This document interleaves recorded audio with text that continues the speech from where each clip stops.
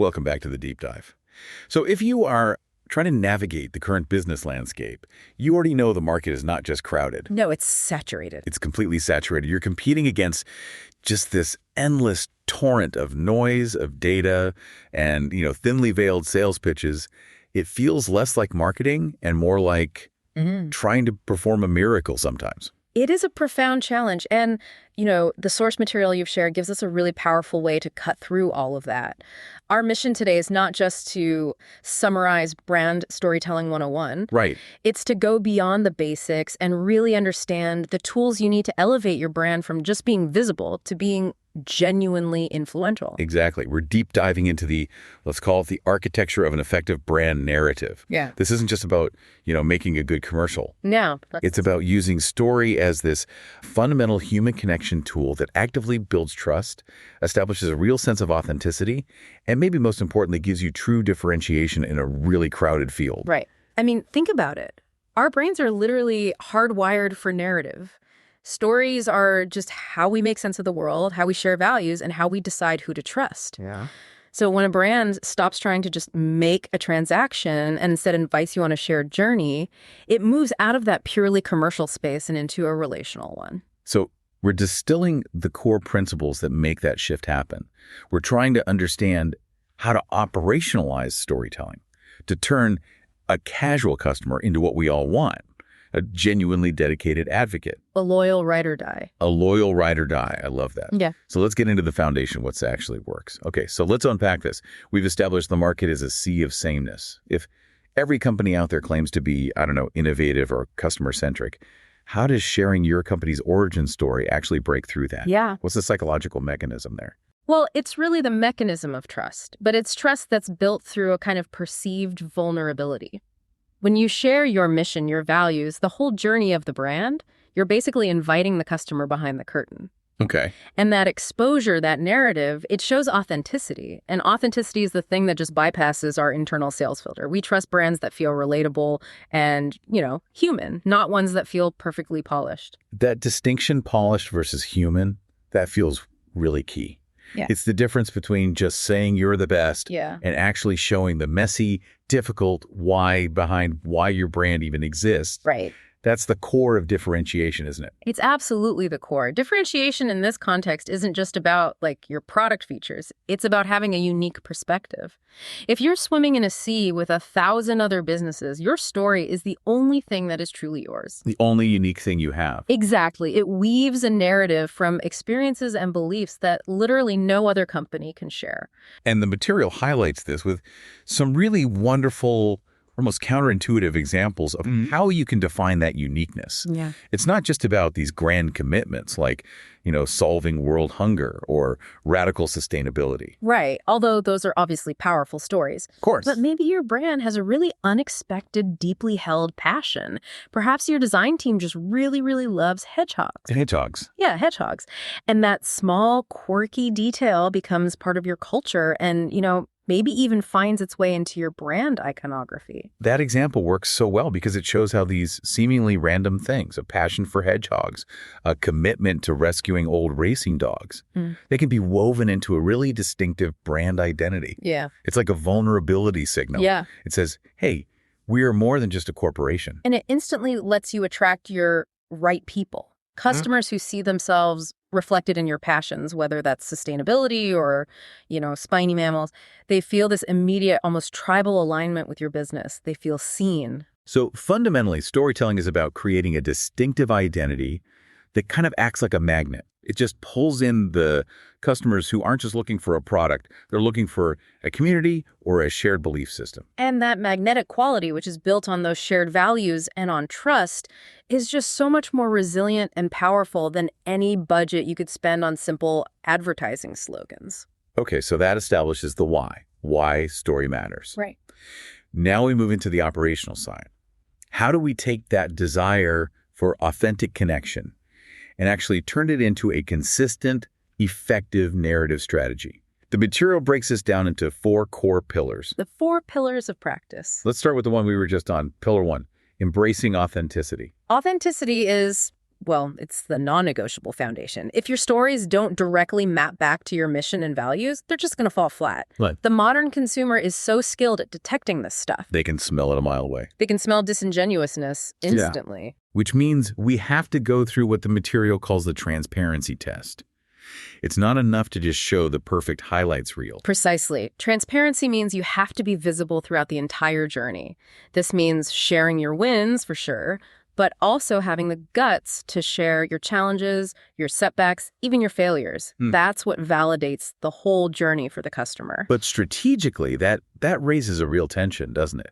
How do you share a failure without eroding confidence? I mean, that's a tightrope walk. It is. And the brands that do it well, they navigate it by sharing failures not as moments of weakness, but as evidence that they're constantly learning. Okay, so it's about the framing. It's all about the framing.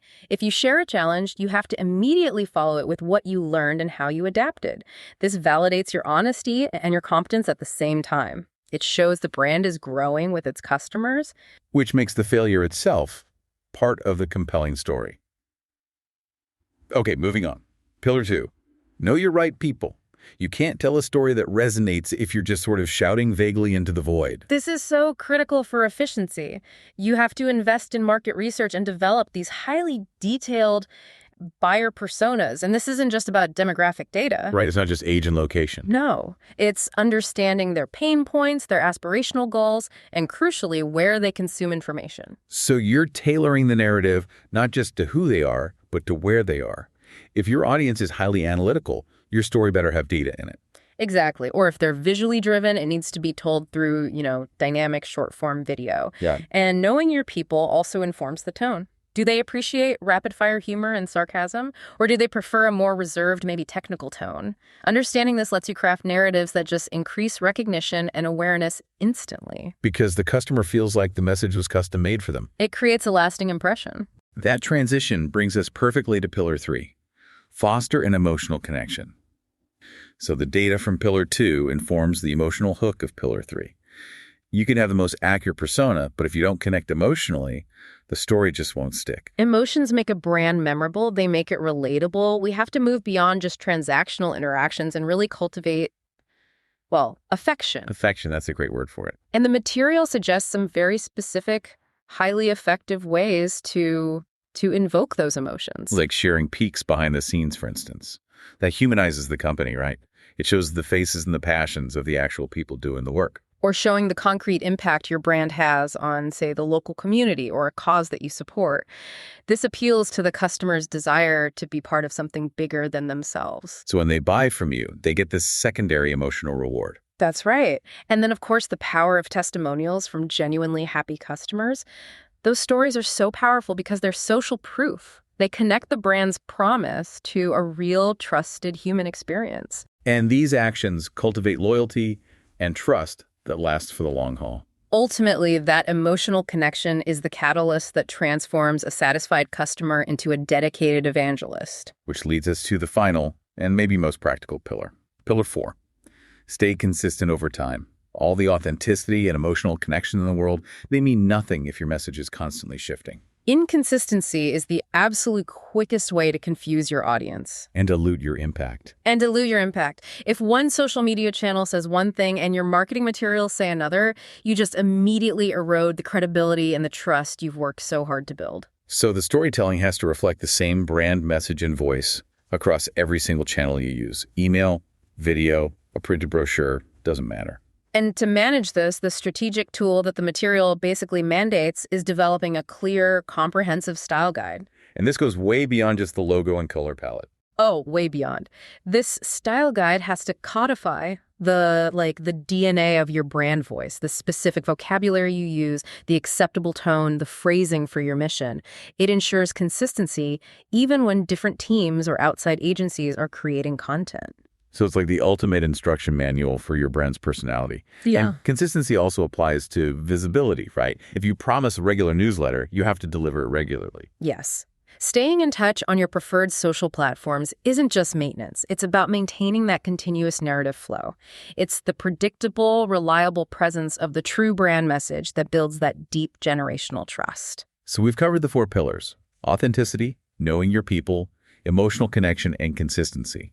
The strategic application of these principles, it should lead to one inevitable result, which is stronger, deeper brand loyalty. Absolutely. When you foster that deep emotional connection in your audience, they stop being a list of consumers you market to. Right. They grow into a self-sustaining, engaged community. That emotional bond is what transforms customers into those loyal ride or dies. And once you have that community, you unlock the ultimate strategic goal, which the source calls the ambassador effect. Yes, this is the goal.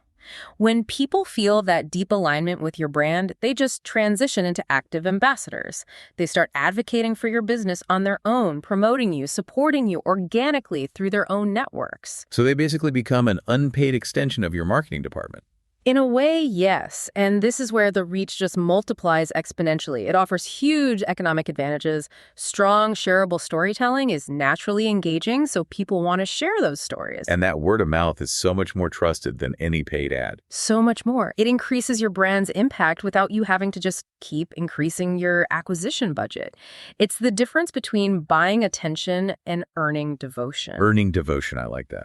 And if we connect this all back to the bigger picture, the material gives us a really vital final piece of context. Storytelling isn't just a tactic for standing out. Right. It's fundamentally about meaningful relationships and genuine connection with your audience. So you're saying let the connection be the core purpose, and then let the standing out be the happy byproduct of that. Precisely. You build trust, you cultivate loyalty, and you stand out as a result of those relationships. Not because standing out was the primary short-term goal. It just refocuses the entire strategy on creating value, not just visibility. That is the critical strategic distinction we needed to pull from this. So, to briefly recap, the need for storytelling comes from having to rise above all that market noise. And the path forward is paved with trust and authenticity. And those four pillars, authenticity by sharing the whole journey, knowing your people through personas, fostering an emotional connection, and maintaining consistency, that's the operational framework for building loyalty and activating that powerful ambassador effect. Now, we identified that tension in Pillar 1, the idea that authenticity requires sharing challenges as well as wins. This forces us to really confront how to apply this in real time. Right, the practical application. If you are building this deep trust and your brand inevitably faces a significant setback or a real operational failure, what is the most strategically effective way to share that failure without jeopardizing the long-term trust you're working so hard to build? That tension between honesty and reputation management is something for you to explore as you refine your own brand narrative. That is a provocative thought for applying these high-level principles to the messy realities of running a business. Indeed. Thank you so much for providing us with the material for this crucial deep dive into brand elevation through storytelling. We will catch you on the next one.